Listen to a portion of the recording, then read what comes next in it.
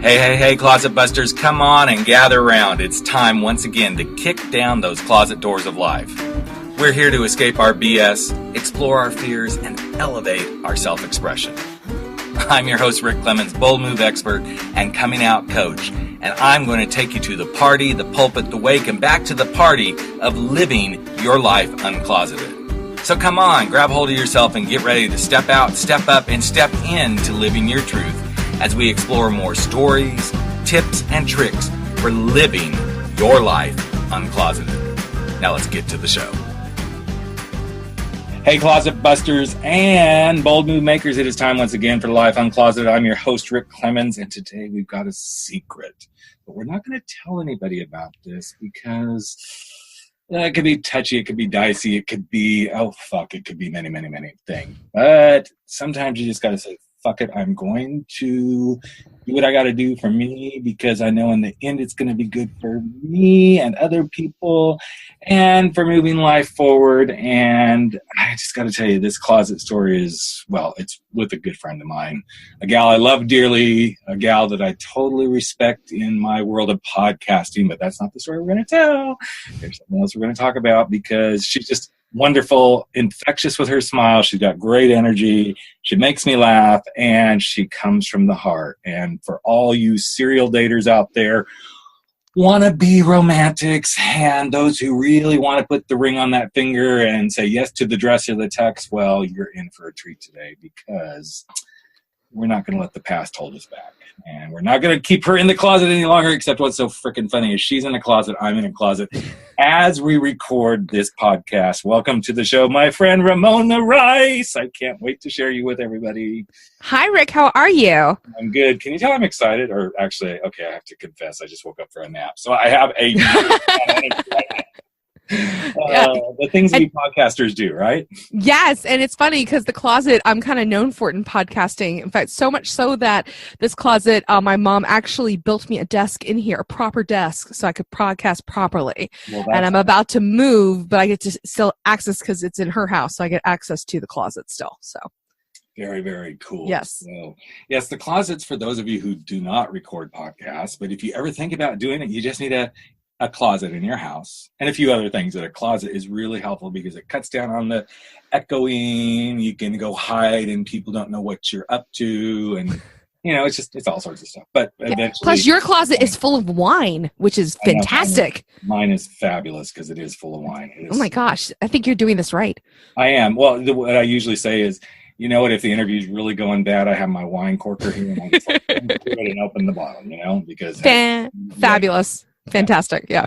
So, boy, we got an interesting little chat we're about to dive into here. I don't want to spoil it because I think it's a beautiful story, number one, even though there's some other things about it that aren't. But it's truly about stepping in and saying, I got to do some stuff because I got to do it. I got to be me. I got to go live my life, so to speak. And I guess that's kind of where it starts, right? It's about moving forward and saying, I'm going to do this. But yes, I'm not going to show everybody what you're doing right out the gate. So I'm just going to leave it at that. And I know the listeners are going, okay, are they ever going to tell us what this is really about? Trust me, stay tuned. It's coming. And so let's start right at the beginning. There was a little bit of Ramona who said, I got to go do something, but I don't know that it's the best thing for other people to know that I'm doing it. Yeah, it was a pretty big thing just because the timing of it. Because for a lot of people, me doing what I did as fast as I did it would have shocked people. It did shock people.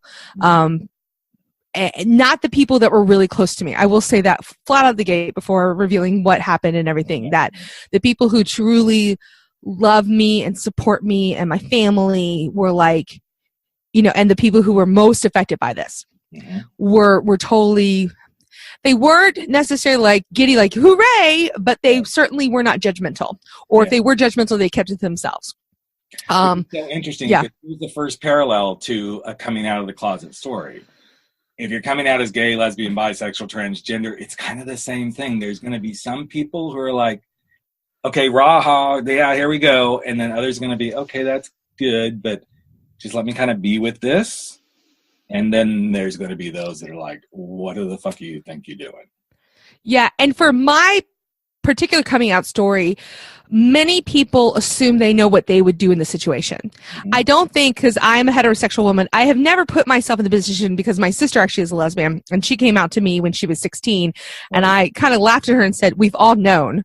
Right. We love you. Let's get on with this. But she's kind of she sometimes gets upset that she didn't have like, a turbulent, like, drama. We were just like, Rachel, this is you. It's cool. Yeah. You do you, boo. But with this, a lot of people assume they know how they would react. They know what's expected. There's been a stereotype put out there. And until you go through something like I've gone through, you have no clue. But the minute you do, it's weird. You recognize people. It's kind of like there's a gaydar in the world. It's like a radar. You can find the people who have been affected by this or love someone who's been affected by this. So that's what's interesting about the whole experience. And I never thought in my lifetime that I would have, because I've always been, Rick, an open person. Like, I'm like, look, this is who I am. This is how I was raised. If you like me, great. If you don't, well, fuck you. That's always been my attitude. It has served me well in my life. And this, period of when this happened, it knocked me down some pegs a lot. Well, as it would most normal breathing beings, to quite honest. I mean, if it didn't, then it'd be like, okay, well then I would think there was something really wrong. Yeah. And I think, like a lot of people who have something that they're keeping a secret from the majority of people, is that it's almost like you're one person over here. I almost became like a split personality. I was this person, and it was just different compartments. Mm-hmm. And it's taken me a long time and a lot of therapy to kind of blend them back together. And it's just been recently, honestly, in the last 2 months, and I'm kind of glad we haven't been able to have this chat until recently, that I've kind of been able to merge everything together, and I feel like a complete person again. And not just segmented. Yeah, which again is so similar to and we are going to get to this, folks, but there's a point for us getting to this because there's so much parallels here. For many people who are in the closet in their sexuality, there is this splurt.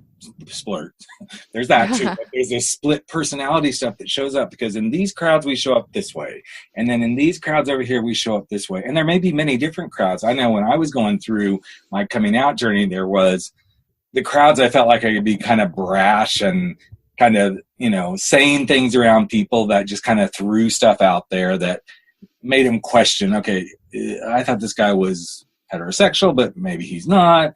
And then there was the crowd where I showed up totally heterosexual, even though there were little fringe things that I did that most people probably thought, okay, well, we think he's heterosexual, but we're not 100% sure. But overall he is. And then there was the crowd that I could actually kind of like truly be myself with, who was my little inner circle of, okay, I trust you enough that this is who I really am, So it's really a similar parallel to what you're about to share with us. Yeah, it is. And it's weird because there's actually a community surrounding what I've been through. And it's almost weird. Like, you identify someone who's experienced that immediately. You go, you're one of those. Yeah. You're like me. Yeah. You have this title. Yeah.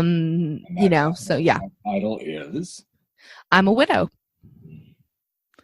So, February 24, 2016, my husband, at the age of 37, collapsed on the floor, having a massive, massive stroke, and rushed to the hospital. And he had been having health problems before, so he had what they considered a mini stroke, which, by the way, guys, if you have high blood pressure, this is very important for everybody listening, take care of it, because it will kill you.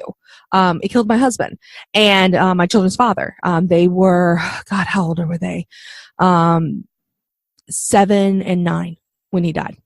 And so within 8 hours, I became a widow. And becoming a widow is the craziest thing because it's literally unceremonious. You literally have a husband or a spouse or a partner now. You have a wife or husband, and then suddenly they're gone.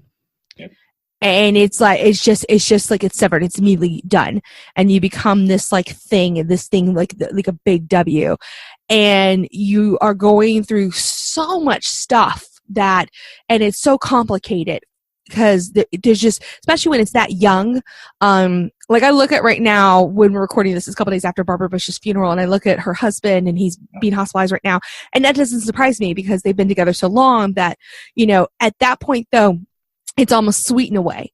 But for me, there was a lot of unfinished business and things left unsaid and things left to do and to, you know, finish. You were both in your 30s when this happened, right? Yeah, I was 35. Yeah.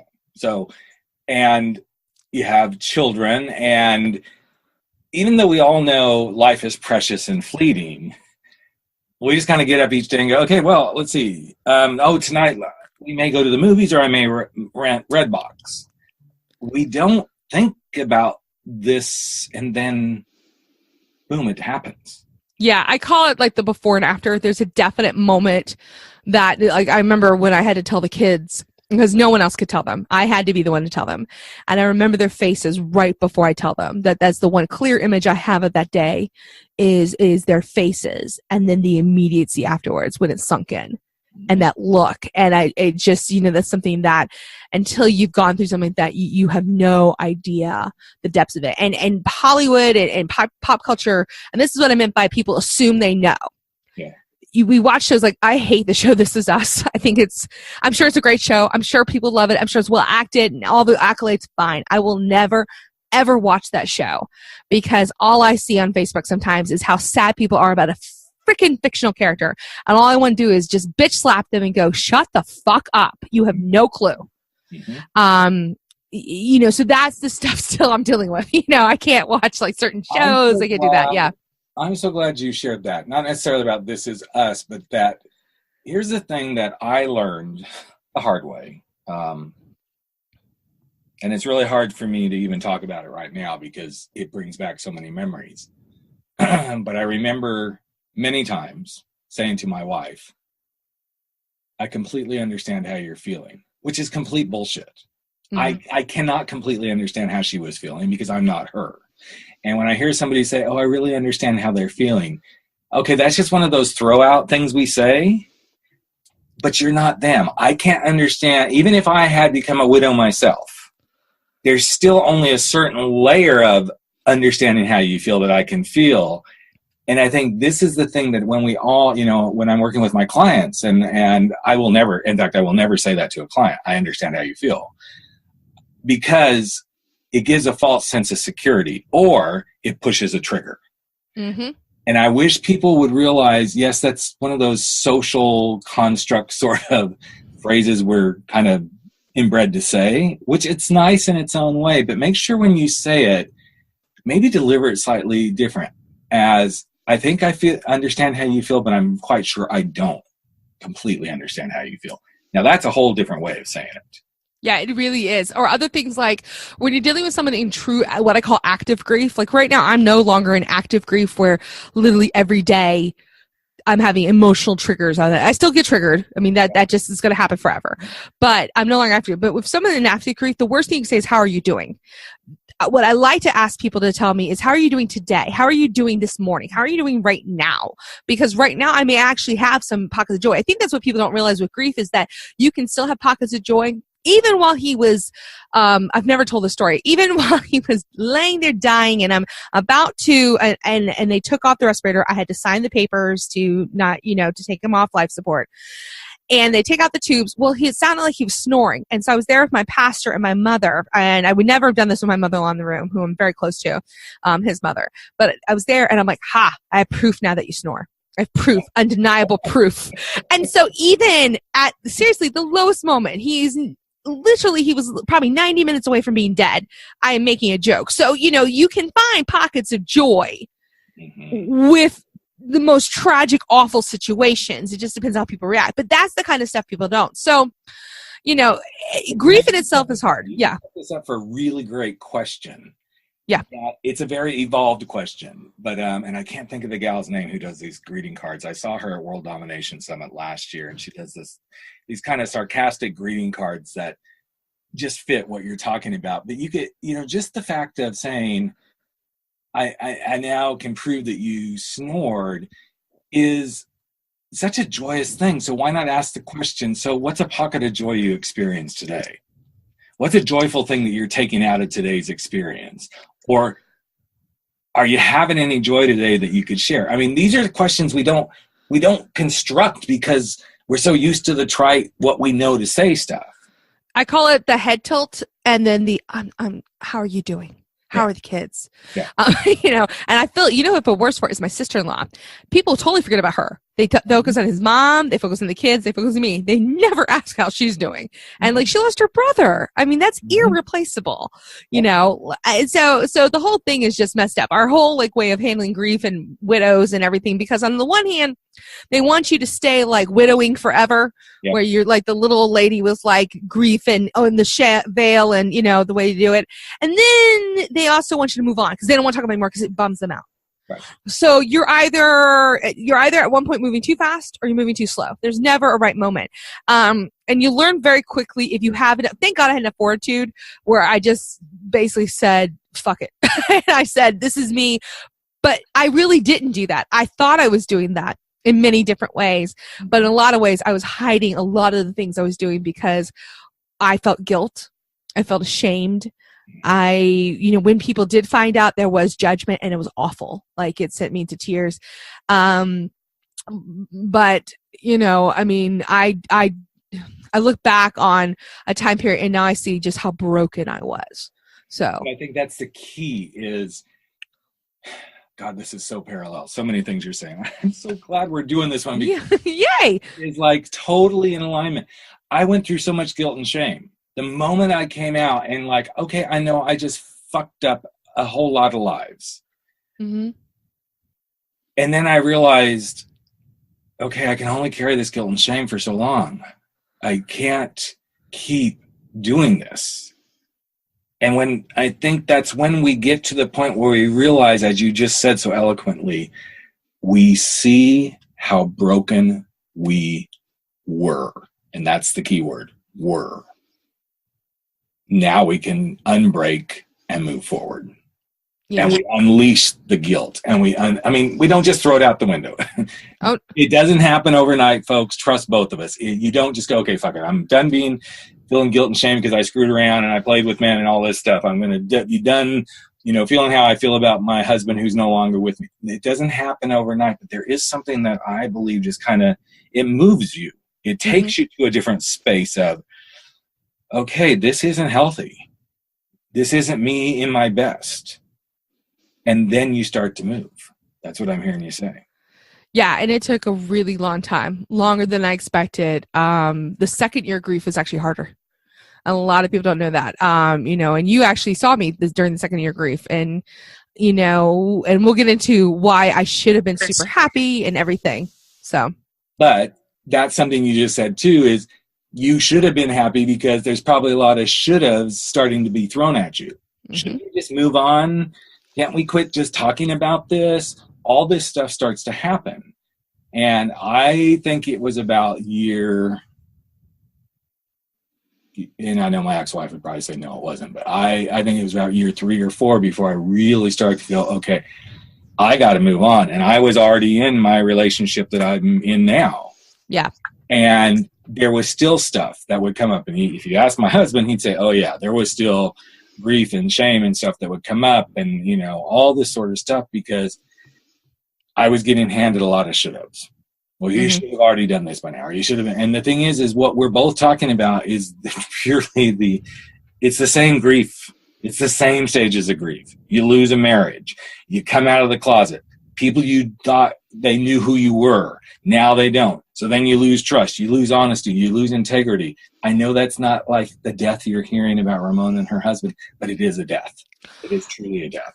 Oh, no, I totally get it because what people don't realize is that after, he died, and this is very similar, like because your marriage ended, like your identity changed completely overnight. So all of a sudden I no longer had my automatic +1. I no longer had, like, for example, I'm a huge, college football basketball fan. I went to the University of Virginia. We had season tickets to UVA football. And I thought that many people from that group were amazingly supportive. Like some of my best friends, and they drove the many hours because we lived 3 hours away from where the college is to come to the funeral and all. But then a pocket of them turned real nasty about September, October, because they were tired of the Widow Act. Mm-hmm. And the reason why they were tired of the Widow Act, and so I'll announce what I kept in the closet for so long, is that I chose to date right away. And a lot of people didn't understand that. The reason I decided to date right away is because the last 3 years of my marriage, my husband and I's marriage, it just wasn't working.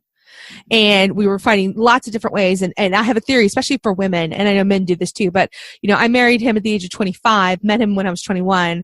We had been together 14 years or so. It would have been our 10th wedding anniversary. People change a lot during that time. And I felt at the time he wasn't keeping up.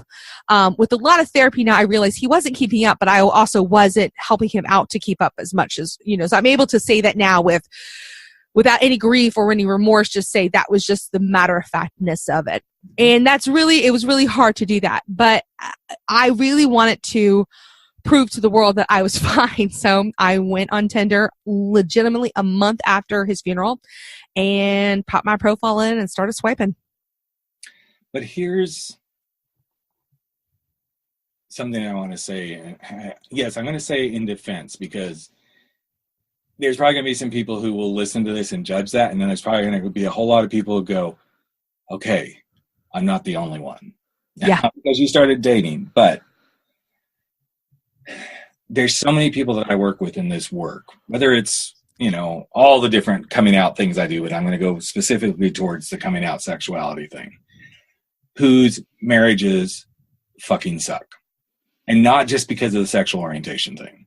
There is no sex happening. There is no intimacy. There's no agreement on how to handle finances. There's, no getting along with in-laws. I mean, there's so much stuff.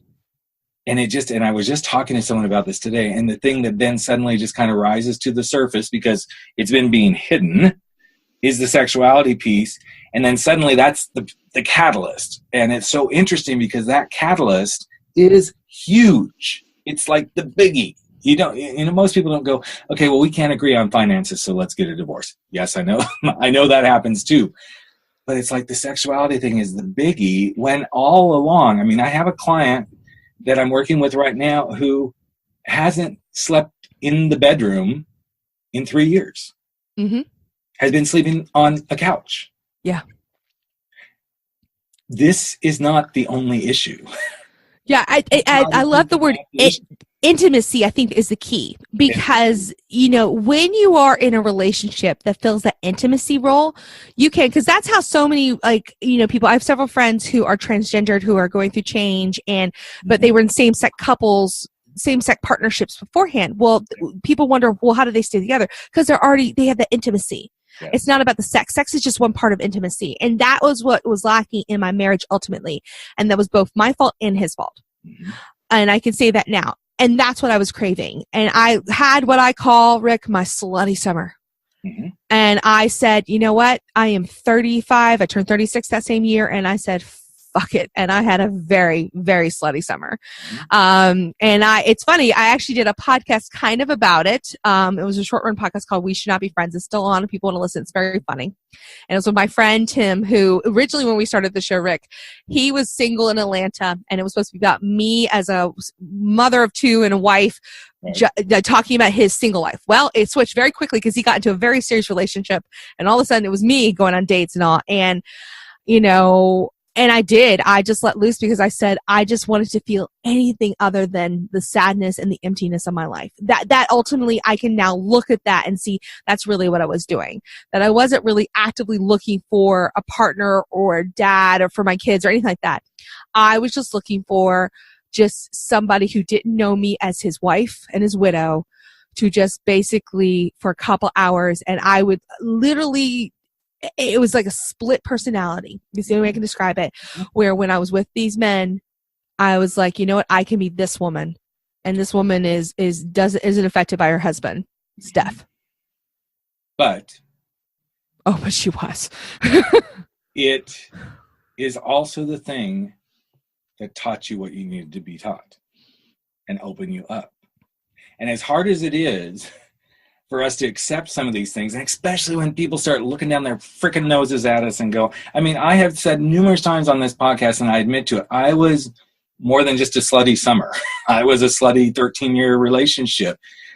And I'm not proud of that. Right. There's no stretch of the imagination. I'm proud of that.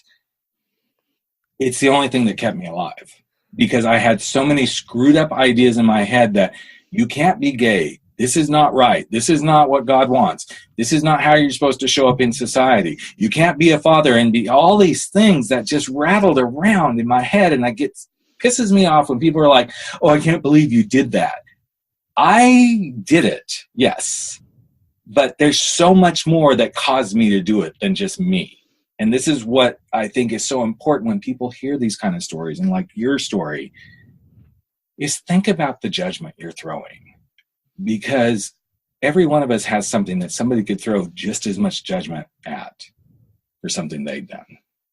And people Absolutely forget that. Absolutely. And not only that, but it was just, and what I mean by keeping the closet was only a handful of friends actually knew.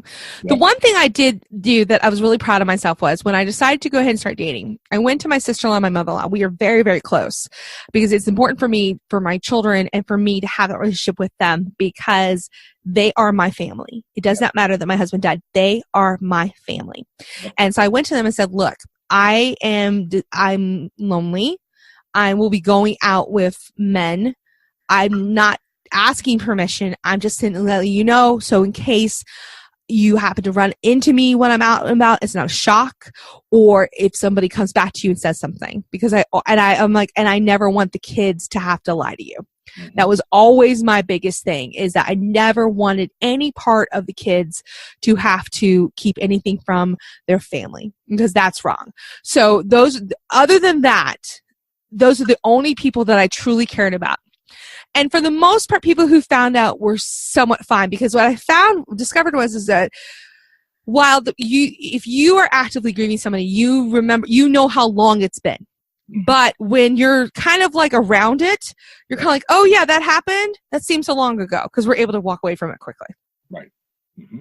Mm-hmm. So it does seem so long ago. And here's the irony. It can seem so long ago, and then one day you go, oh my God, that seems like it was just yesterday too. Yeah. I mean, so next year, actually, New Year's Eve, will be the New Year's Eve this year? Yeah. New Year's Eve this year, so 1999 is when I came out. So literally 1999 when everything turned. So it'll be this year, next year, whatever it is. It will be 20 years. Yet, there are days that it's like, I think it just happened yesterday. Mm-hmm. And to be able to even manage those things, I don't know if people really get it sometimes, how much, when those little triggers hit, it can be almost as much as when the real thing was happening. Yeah. Absolutely. And I had a lot of triggers at the beginning, even going out with men. Like, there were times where I would just leave a guy in the middle of the date and not even bother. I felt really uncomfortable sometimes even telling them I was a widow. Some of those guys judged me, which was hilarious to me. I'm going, really? You're going to judge me? Fine. I always picked the wrong guy, and I never was that girl before. But again, when I look back, it's like broken people attract broken people. Yes. So you cannot be in a healthy, functional relationship if you are broken. Mm-hmm. And so from April through October, it was just a string of guys, some of them on again, off again. There was one that was actually kind of normal. I knew that he was only there for like a short period of time training, and he kind of leveled me out a little bit because we knew what the deal was. And he was going for divorce. I was going this. And I think we helped each other, to be perfectly honest. Yeah. But most of them were just like, they didn't leave any room for James, mm-hmm. my husband.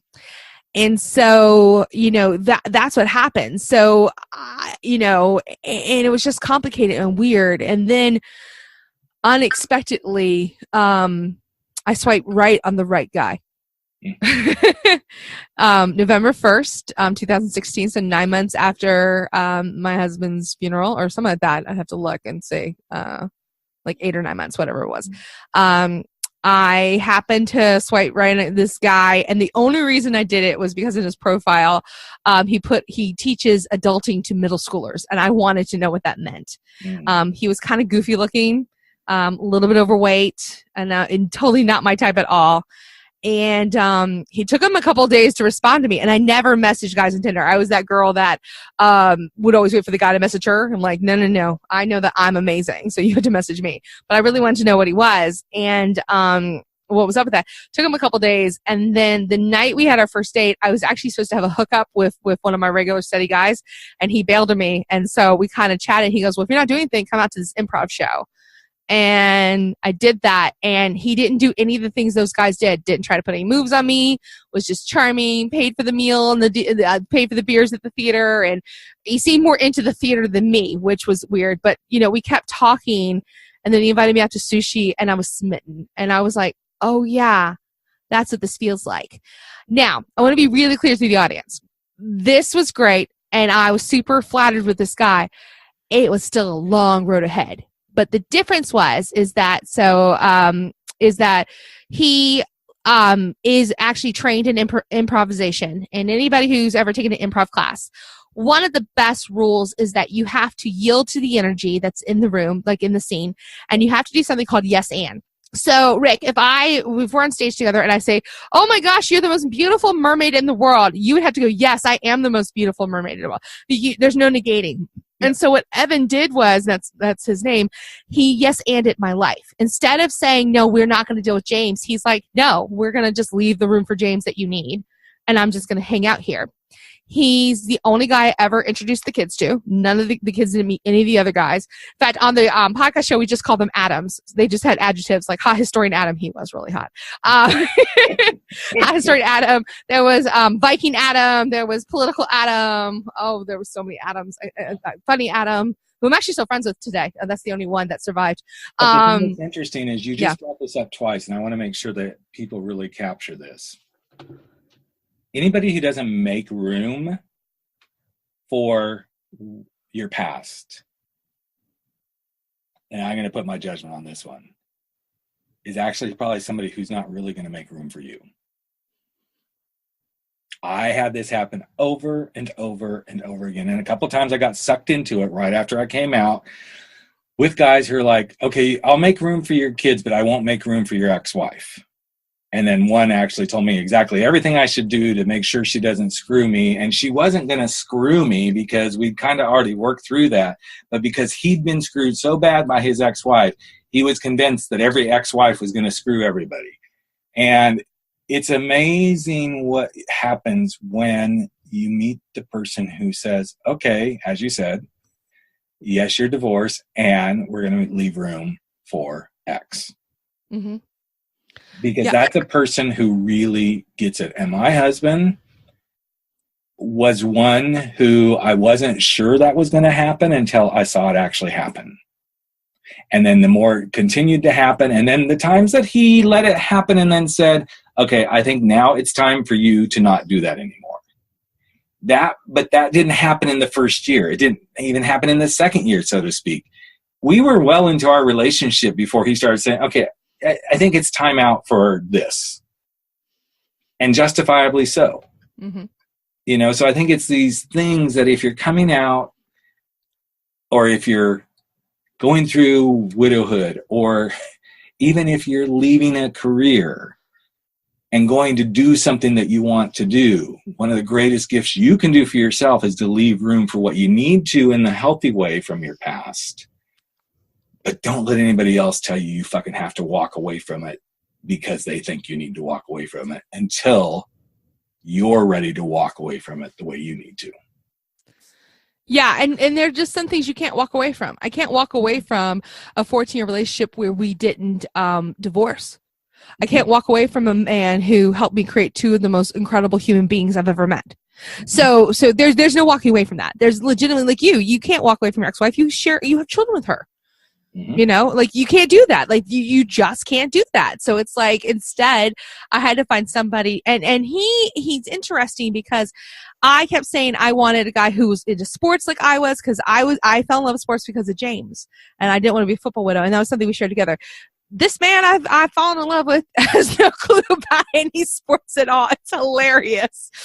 It's almost comical. There have been times where He's actually stepped over the line and made too fun of sports. And I'm like, okay, you got to back off. Or there was one time earlier this year, it was during the ACC tournament championship, and we went to Buffalo Wild Wings for dinner, and it was a huge trigger for me. And we had to go because I was like, I can't do that. I remember he arranged to go see this light display in our local area. And halfway through it, I'm sobbing. And he goes, James took you here, didn't it? And I didn't want to tell him because it was really romantic and sweet. And he goes, it's okay. And he held my hand as I cried. This man has held me as I've cried over another man. Mm-hmm. That is real strength. That's a real stand-up person. It's not only real strength. We brought up the whole intimacy thing. That's real intimacy too. Yeah. Being intimate enough to go, okay, I know right now what I'm sharing is a piece of her with somebody else, but I'm intimately okay with myself and knowing it has nothing to do with me. There is no threat. I mean, especially in this case, there is no threat. Well, that's what he said. He was honest, and he said, look, if James were still alive and you guys were divorced and doing this, that would be different. And I understand that. Yeah. But this is completely, there's no threat there because it's not like the movie Ghost is realistic. He's not coming back and possessing Whoopi Goldberg's body. It's not going to happen. So, and if it does. I know Ramona well enough. If he was coming back, she wouldn't want him possessing Whoopi Goldberg's body. She'd be going, I need Ryan Reynolds to play that part, or somebody that's really hot to go for it, because really, that would be the way it would have to go down. At this point, I'd probably yell at him for leaving me a big ass mess because his best friend and the godfather of our kids died 6 months before. Wow. From pancreatic cancer. So we got that double whammy. So that also really, really sucked. And I think though, by that happening, it helped my sister-in-law and myself and my mother-in-law see, because that family fought a lot at the end and we saw what not to do. So there was some blessing in that terrible tragedy too. But, my biggest thing, but even while I was dating Evan, I didn't tell anybody really about it other than those very, very close to me. And I kind of hid away for a long time because all of a sudden the first year came about, the anniversary came about, and I was invited to speak at a podcast conference in Orlando, and they wanted me to do a big speech because the day that he died was the day I was supposed to fly down to that conference the year before. So they wanted me to come back, kind of this big victory thing. And I made this great speech and the kids were there and I brought them up and I said, look at all these people, they prayed for you. And, everybody loved it. I get back and it was like the bottom fell out because the numbness had gone away and the reality of, oh fuck, this is my real life. He's really not coming back. I am forever going to have to worry about daddy issues with both my children. And and it was also little things, Rick, like, the first summer he died before I met Evan, I took a massive road trip with them to Atlanta to visit my friend Tim and just with the three of us had to figure out how to be together. And I kept wanting to tell people who kept looking at just the three of us that my husband didn't leave me. I kept wanting to tell that to people, like, I didn't mess this up the way most people do. Like, he was taken from me. He was taken from us. He didn't abandon us. I didn't want them judging. They probably weren't. They were probably like, oh, it's a mom out with her kids. Right. And it's so interesting that you bring that up because it's a piece of the puzzle that happens in so many people's lives, that part of it is what we conjecture in our own head, but then other times it's not. It's exactly, you can see what people are thinking by just the way they look at you, Yeah, exactly. So I know, gosh, we could go forever here, but I know there was this moment, I'm not sure it even was a moment, but finally you got to a place where you're just like, okay, I cannot do this any longer. I have to be, I need to come clean. Actually it was a moment. Patton Oswalt, whose wife had passed away a month after James's, who's a brilliant comedian, and he's actually from my local area. He announced he was engaged.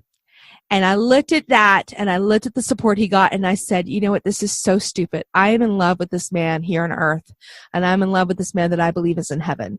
Why should I celebrate both? And I think what you just said is so important. It's love.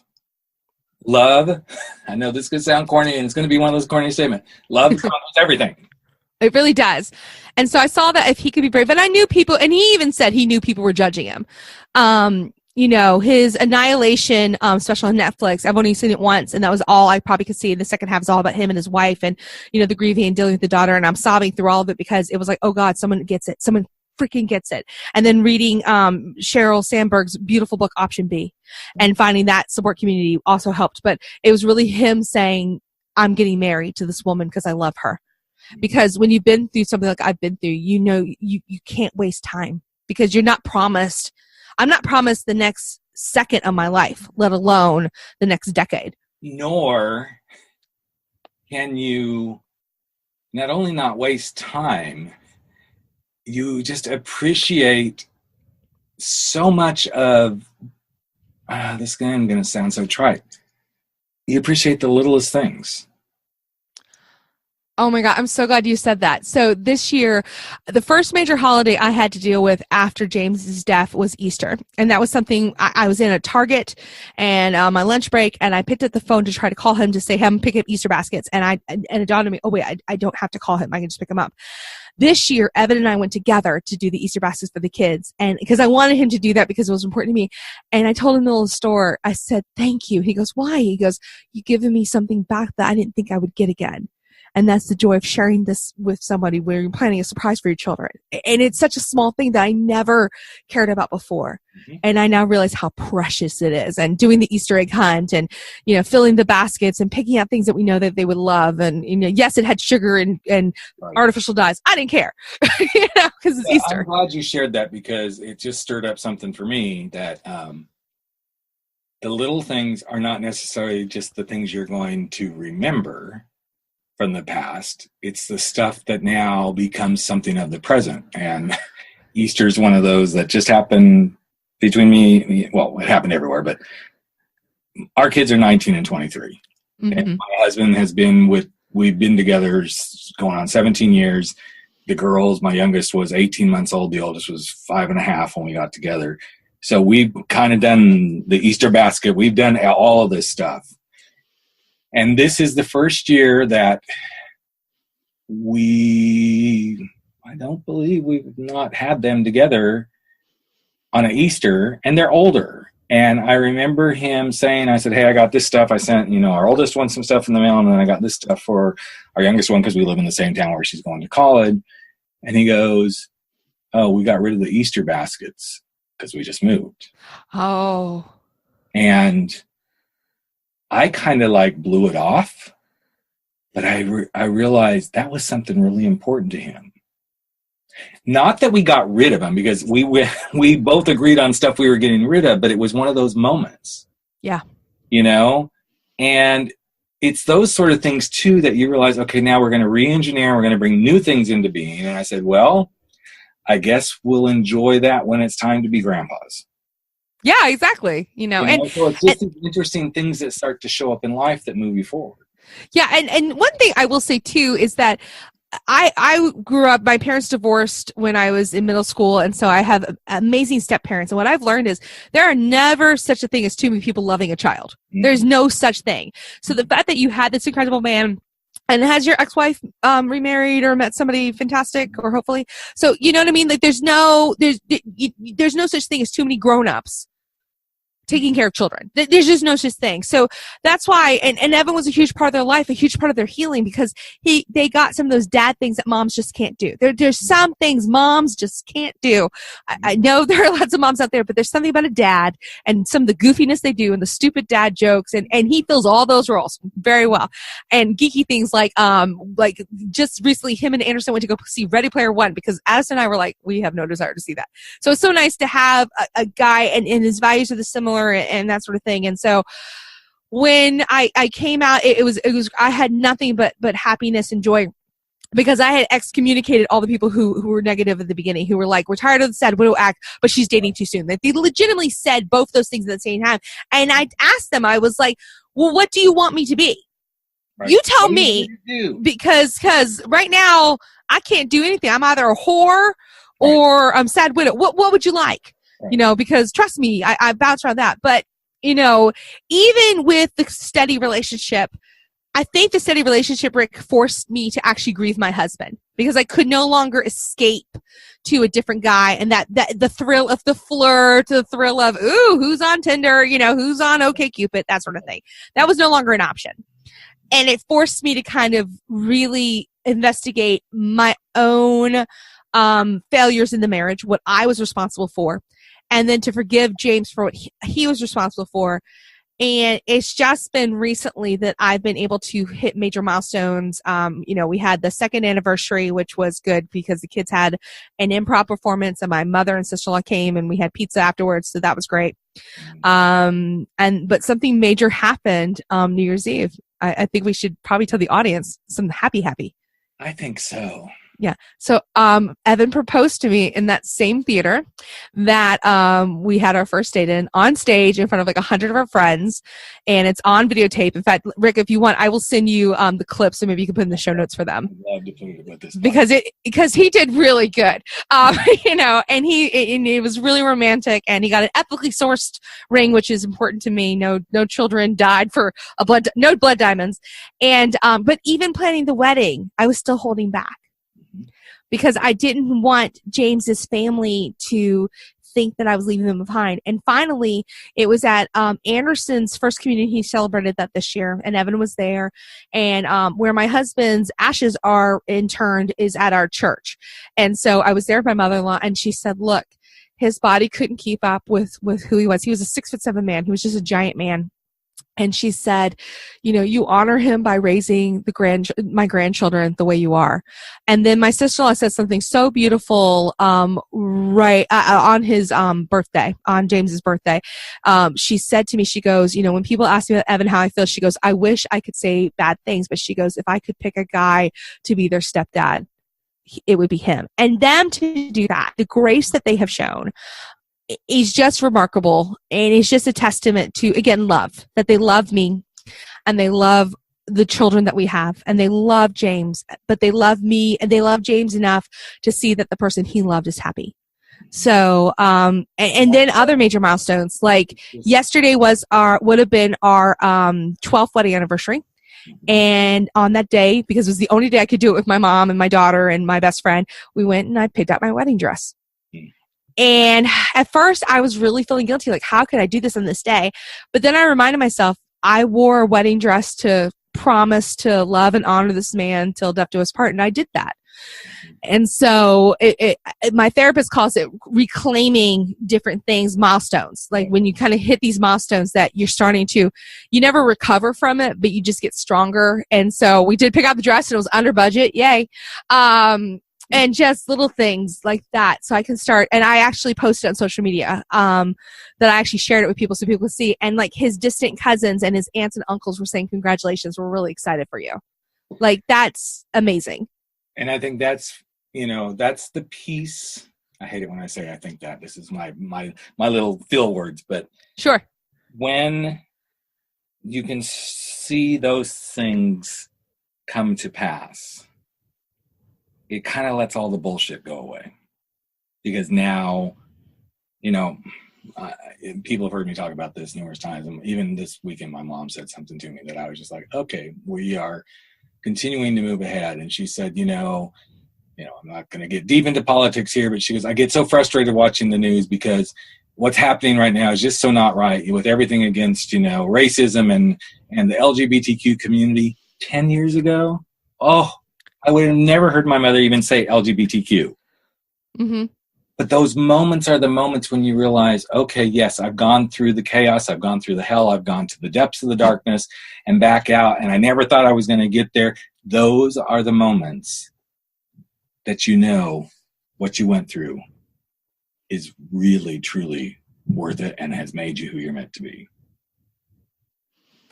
Yeah, I mean, and it's still like the day before the wedding anniversary and the dress shopping, I had a moment where I was sobbing, and my mother was like, okay, and I go, I feel guilty, I shouldn't have picked this day. And she goes, no, you pick the day, you take back this day, you be happy on this day, this is exciting, I'm excited for you.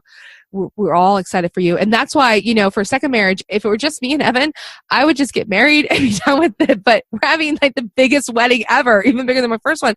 Because the last time the kids saw that many people, it was their dad's funeral. Mm-hmm. So I'm like, I want them to see, and for a lot of reasons, and I know it's not true, but this is a lot of people's happily ever after, because I had so many people behind me, like so many, Rick, in the podcasting community, total strangers, old coworker. I mean, just, it was amazing, and that's the one thing, like, if you're ever faced with like a really dark situation, you know who's really behind you. And so for me to go out there and find love again, and it's a huge, like, whenever a widow or widower or even a divorced person or anybody who's been hurt by love steps out and says to a community, this is the person I'm choosing to live my life with. Yeah. We should celebrate them, and we should say congratulations for being so brave, because it is scary, because I know how this ends. Unlike a lot of people are like, oh, it's so romantic. No, I know how this ends. Either one of us walks away or one of us dies. That's how these things end. So, and I've been through it, and it's awful. So, that's why I just, again, I warn people, listen to my story, but, just know that the fictionalized examples of grief that you've seen, those movies where the dude leaves out letters forever or comes back as a ghost or whatever, it's nonsense. Instead, grief is really, I love this quote, it's the price we pay for love. And when you've loved somebody so much, it hurts when they're ripped from you. But when we find somebody who can never replace that person, no one will ever replace James Rice in my life, but he can be, the heart grows, Rick. It grows. The hole in my heart that is James' size will never fill. Instead, the heart grew, and it accommodates Evan, and it accommodates my new family, and it still allows my past family to come in. And I'm very grateful that, I'm in a position where I am, where I get to be in love again and get to register for gifts again and get to wear the poofy dress again and be super excited and happy about it, as I should be. So that's me, honestly, coming out of the closet is me basically saying that I give myself permission to be authentically happy and have authentic joy that I didn't think I would ever have again. And I do. And it's so incredible that I just can't, like, I'm probably like the savviest person lately, but it's just exciting, and it's just we're finishing up redoing the house he lives in because the kitchen was awful. So I knocked down walls, Rick. Oh my gosh, I've turned this poor man's life upside down. But he's totally like smitten, and I'm smitten still. But that's what it's all about, is when you can say the things that you just said, and you can feel the emotion, and you can step into your truth. That everything's okay. And everything is good. Everything is really good right now. Mm-hmm. And when we know everything is really good right now, it's just building up the bank account for when everything isn't good. But we always get through. And I have to say, I'm so proud that the universe brought us together. And Mark Asquith. We always have to thank Mark Asquith. For sure. But so for those who don't know who Mark is he's part of podcast websites, and he is one of my mentors. He works with Ramona, and he was the one who kind of pushed this together. But it had been on my mind for a while, and I just didn't know if, I didn't want to be one of those people, oh, let's sensationalize this, because that's not what I do. That's not how I am. It's interesting. Right after everything happened, that was the most interview requests I've ever had, was people asking. And I've only done really, I think 3 talks now. This show, Bruce Langford, who does a mindfulness podcast, and he wanted to talk about that, and he was so gentle and kind with me that I was like, sure. And then there was another one, it's called Her Mothering Matters, and she wanted to know how I was doing financially afterwards. And I thought that was a really important subject, because again, these are important things to know. But anybody else, I was like, nope. Nope, my story is not one that I didn't want to be known in podcasting as the widow. Yeah. And that's why I really thought this was the perfect segue to do it in, because it is about living a life uncloseted, and whatever that closet is like. That closet is about, I'm starting to date. That closet isn't, yes, there's the widow closet, but that closet needs to come out too. You need to step out of that closet. I'm not going to forget it. I mean, I will never forget that I was married once already. I can't forget that. Mm-hmm. That closet will never go away. And these are the stories that, to me, help people go, okay, I can do this too. Yeah. Whatever your closet is, you can do this too. So thank you for being so giving and sharing and just being Ramona.